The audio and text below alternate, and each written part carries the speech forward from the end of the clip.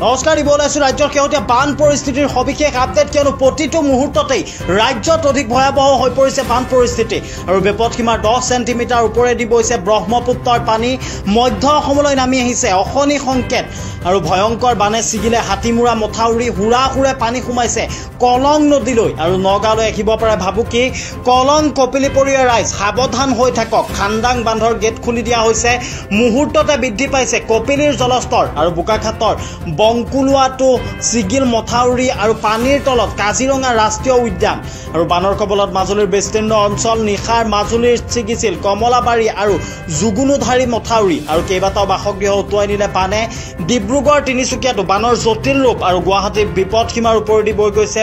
ব্ৰহ্মপুত্ৰ ৰাজ্যৰ সৰ্বমুঠ 19খনকৈ জিলা বৰ্তমান পানীৰ তলত আৰু কাছাৰটো বানে ধাৰণ কৰিছে ভয়ংকৰ ৰূপ ডিব্ৰুগড় টেঙাখাটত ভাঙিল বুঢ়ীদিহিং নদীৰ ৰিং বান্ধ আৰু হাফলং শিলচৰ সংযোগী পথ পানীৰ তলত বৰ্তমানেও পানীৰ কবলত 3 শতাধিক পৰিয়াল আৰু দৰং জিলাতো ভয়ংকৰ ৰূপ ধাৰণ কৰিছে বানপানীয়ে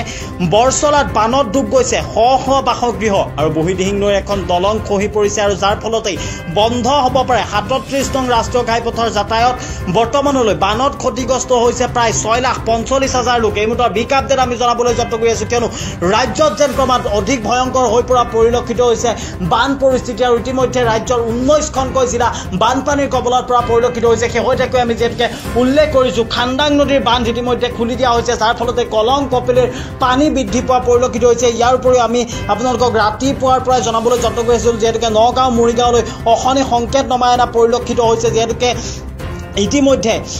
কলং কপিলিয়া ভয়ংকৰ ৰূপ ধাৰণ কৰা পৰিলক্ষিত হৈছে বহুকেইটা বান খুলি দিয়া পৰিলক্ষিত হৈছে আনহাতে হাতীমুৰা মথাউৰি ইতিমধ্যে ছিগি পৰিছে হাতীমুৰা মথাউৰি ছিগি পৰাৰ ফলতে ভয়ংকৰ পৰিস্থিতিৰ সৃষ্টি হৈছে কিছু দৃশ্যাংশ আছে আমি দৃশ্যাংশ এই মুহূৰ্তত দেখুৱাবলৈ যত্ন কৰিছোঁ আমাৰ স্ক্ৰীণত নিশ্চয়কৈ প্ৰত্যক্ষ কৰিছে এয়া হাতীমুৰা মথাউৰিৰ দৃশ্যাংশ নগাঁৱৰ কলঙলৈ দৰাচলতে কেনেদৰে হুৰাহুৰে পানী সোমাইছে আপোনালোকে নিশ্চয়কৈ এই দৃশ্য প্ৰত্যক্ষ কৰাৰ পিছত মন কৰিব পাৰিছে ক্ৰমাৎ মথাউৰিটো ছিগি যোৱা পৰিলক্ষিত হৈছে আৰু ভয়ংকৰ পৰিস্থিতিৰ সৃষ্টি হৈছে উজনি নামনি মধ্য অসম সৰ্বত্ৰ এতিয়া বানে তাণ্ডৱ সৃষ্টি কৰা পৰিলক্ষিত হৈছে এই মুহূৰ্তত বিগ আপডেট আমি জনাবলৈ যত্ন কৰি আছোঁ প্ৰতিটো মুহূৰ্ততেই ৰাজ্যত অধিক ভয়াৱহ হৈ পৰিছে বান পৰিস্থিতি বিপদসীমাৰ 10 সেণ্টিমিটাৰ ওপৰেৰে বৈছে ব্ৰহ্মপুত্ৰৰ পানী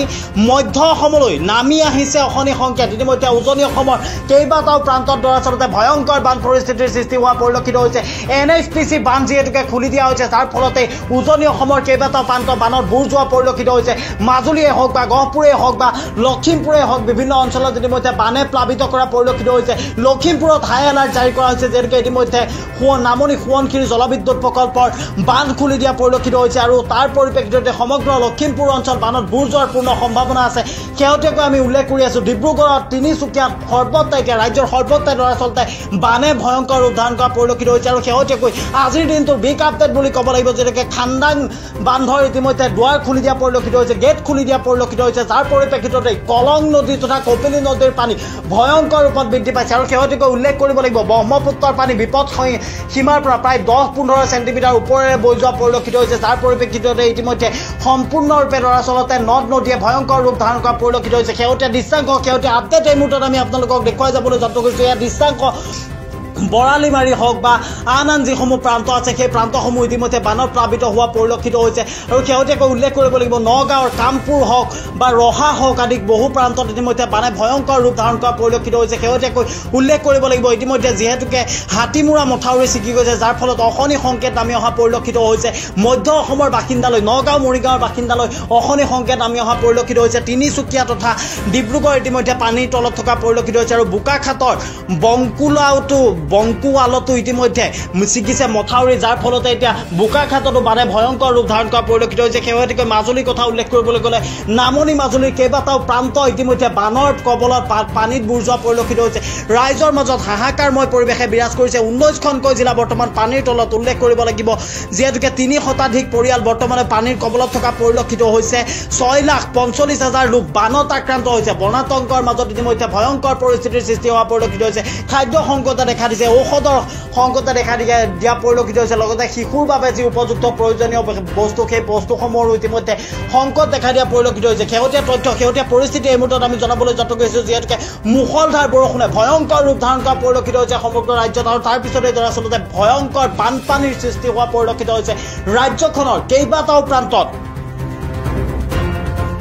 চেনেলটো সাবস্ক্ৰাইব কৰিব এণ্ড সাথে থকা বেল আইকনটো ক্লিক কৰি দিব যাতে সব আপডেটছ পাই থাকে বাই বাই